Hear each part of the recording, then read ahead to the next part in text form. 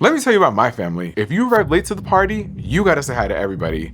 Always compliment the cooking, and if my tias ask you for a dance, you better say yes. A family is like its own little world with its own very particular culture.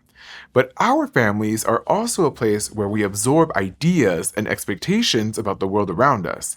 And in Latin American literature, the family isn't just personal, it's political. Hi, I'm Curly Velasquez, and this is Crash Course Latin American Literature.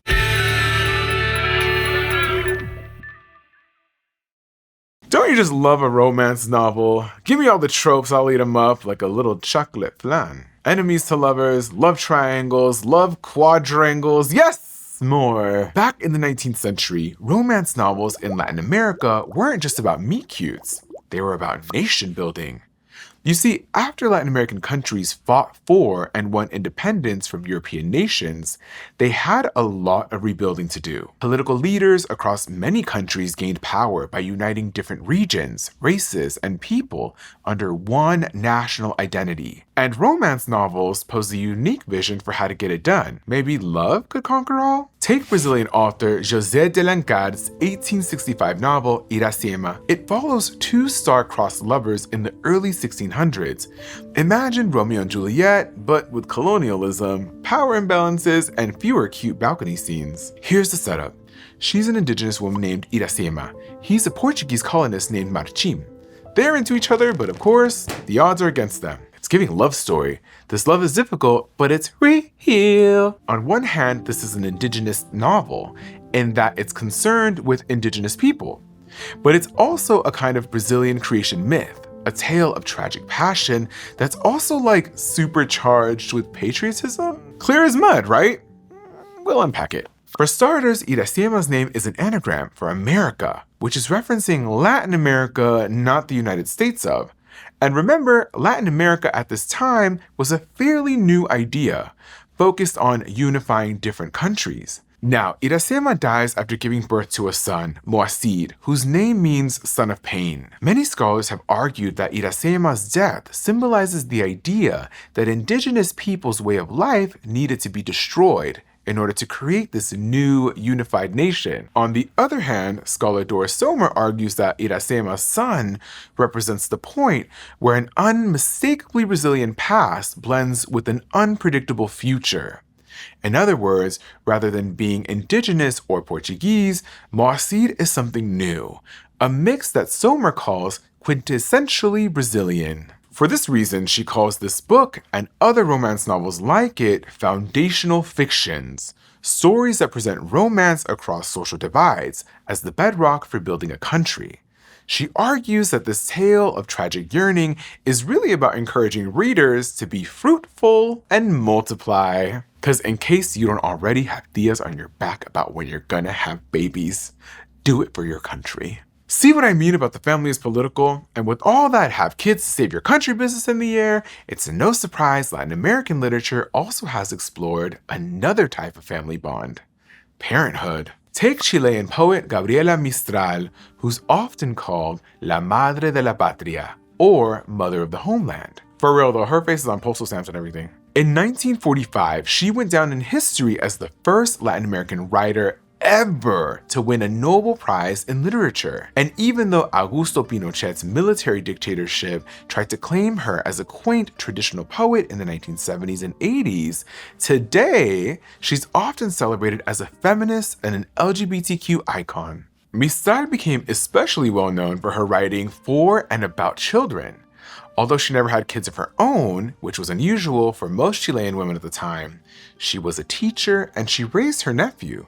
So she cared about kids deeply and often wrote about motherhood. Like Poema de las Madres, the Mother's Poems, is written from the perspective of someone who's pregnant, expressing how her body is being made strange and different, a new pulse echoing her own. But even though Mistral revered motherhood, she refused to reduce women's lives to that role alone. When she was just 17, she wrote an article defending women's access to education. And throughout her life, Mistral advocated for the rights of people with less power in her society: women, indigenous people, and kids. I think about that when I read her poem, El Niño Solo, The Lonely Child. In it, the speaker hears a crying baby, not her own, and rushes into the house to comfort him. Holding the baby, the speaker says, "Trembling, a lullaby arose from within me." And we could read that as someone who longed to be a parent, letting herself experience what that might be like for a moment.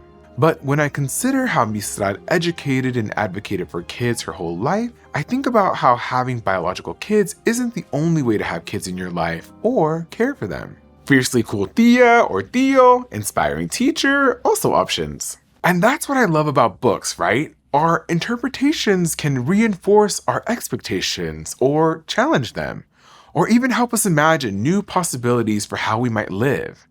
And when it comes to new possibilities, families are often the place where the next generation develops. The young people who have to blaze their own paths, sometimes in contradiction to their parents' expectations. Let me give you the curly notes about a book that tackles these tensions. Erica L. Sanchez's 2017 novel, I Am Not Your Perfect Mexican Daughter. This book follows Julia, a 15-year-old in Chicago and the daughter of Mexican immigrants, much like Sanchez herself.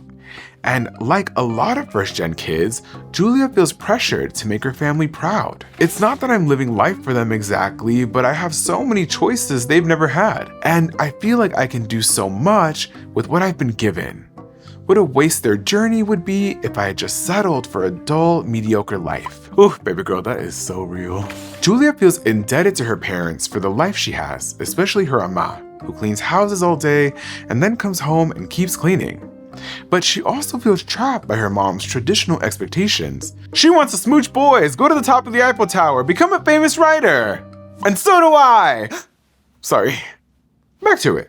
On top of it all, Julia feels like she's constantly being compared to her older sister Olga, the actual perfect Mexican daughter, who recently died in a car accident. As far as Julia can tell, Olga never swore or talked back or did anything more exciting than occasionally watching a rom-com. But okay, here's the chisme. Julia's sister and her mom had stuff going on Julia never imagined. Like, Olga owned lingerie. So scandalous. Ama was once a teenager with a rebellious streak, and they both had secrets, like Olga's private life outside of the family, and Ama's traumatic border crossing experience, which of course shaped her fears for her own daughters. These truths shatter Julia's one-dimensional view of the women in her family. Forget perfect, they're just as real and complicated as she is, just as full of desires and contradictions under the weight of cultural expectations. And understanding this actually helps Julia feel closer to her mom and her sister, even after her sister's gone. We love to see a family grow closer together, but literature lets us explore all kinds of scenarios, and in some cases, novels contemplate making a new family outside our family of origin. We see this theme in Justin Torres's 2011 novel, We the Animals, which follows an unnamed narrator whose father is Puerto Rican and whose mother is white. At the beginning of the book, he's 6 years old, roaming wild around his upstate New York hometown with his two older brothers. The three boys move together like a pack, a three-torsoed beast. They're a unit, always calling themselves we and us. But there's trouble at home. Their dad, Babs, is a volatile guy, sometimes affectionate, but often abusive. On the narrator's 7th birthday, Ma implores her son never to grow up. She whispered it all to me, her needs so big. No softness anywhere, only bops and boys turning into bops. You get the sense she's begging her son not to become the kind of man his dad is. And when the boy replies, I won't, it's the first time in the book he sets himself apart from his brothers, switching from we to I. As he grows up, he realizes he is different from his dad and brother's tough, aggressive brand of masculinity. The narrator is sensitive. He's also attracted to men, but he keeps that a secret. All the while, he's figuring out what his version of masculinity looks like. And just by existing, he challenges his family's expectation of what it means to be a man. The narrator says his brothers smelled my difference, my sharp pansy scent, and didn't know what to do with it. All at once, they were disgusted and jealous and deeply protective and deeply proud. But it all comes to a head one night when Ma snoops in her son's journal, outing him, and the whole family rejects him. It's a dark ending, but there is a light of hope in the last chapter. Though the narrator has cut ties with his family, he hints that he's found a new intimacy among people like himself. We're left with the idea that sometimes becoming who we are means seeking kinship outside of the family we started with. Family, it's where we first learn how to be people. It's hugs and hand-me-downs, generational trauma, and unsolicited relationship advice. It's messy, it's powerful, and in Latin American literature, it's a window into bigger questions about nationhood, identity, and belonging. Next time, we're talking about other members of the family, animals. See you then! Thanks for watching this episode of Crash Course Latin American Literature, which was filmed at the Carlos Hernandez Studio in Indianapolis, Indiana, and was made with the help of all these people with families. If you want to help keep Crash Course free for everyone forever, you can join our community on Patreon. Oh, and if you're interested in learning about some of the topics covered in this episode, we pulled together a playlist you can dig into.